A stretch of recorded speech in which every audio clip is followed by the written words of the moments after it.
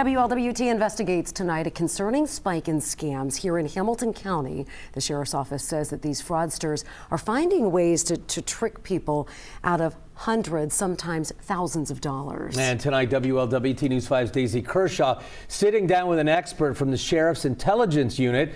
Daisy, live right now with how they're working to try to stop these scammers before it's too late. Hi, Daisy. Mike, Cherie, these scams are really hurting folks here at home, but the expert that I sat down with tonight says often these fraudsters aren't even living in the U.S., instead using technology to target victims overseas, posing as other people and sometimes posing as law enforcement. Intelligence analyst supervisor David Riley sitting down with me looking at just some of the recent scams reported in Hamilton County. The less information you give them, the harder it is for them. Sadly, over the last several months, victims here have lost hundreds, sometimes thousands of dollars. They're very smart, right? They'll learn our names, they'll learn badge numbers. In one case out of Sycamore Township, a man lost roughly 15 grand when a scammer told him his identity was compromised and instructed him to purchase thousands of dollars worth of gift cards to set the record straight. We'll check out the numbers, we'll check out the names, we'll see if it is a person within Hamilton County.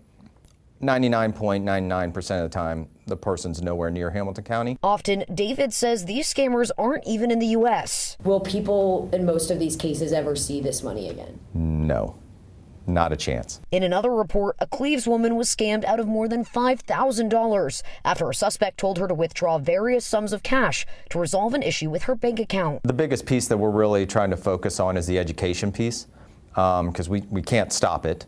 Law enforcement agencies will never ask you to pay in Bitcoin or any kind of cryptocurrency or gift cards or anything like that. Now, I talked to a victim tonight. He didn't want to be identified, but he says he lost $3 grand when a scammer posed as a member of the Hamilton County Sheriff's Office, actually giving him a real officer's name. He says that they told him if he hung up, he would be arrested. Now, investigators say if you find yourself in a similar situation, you should hang up immediately and contact your local police department to see if they can confirm this issue. Reporting live tonight, Daisy Kershaw, WLWT News 5. Always finding new ways to trick us, Daisy.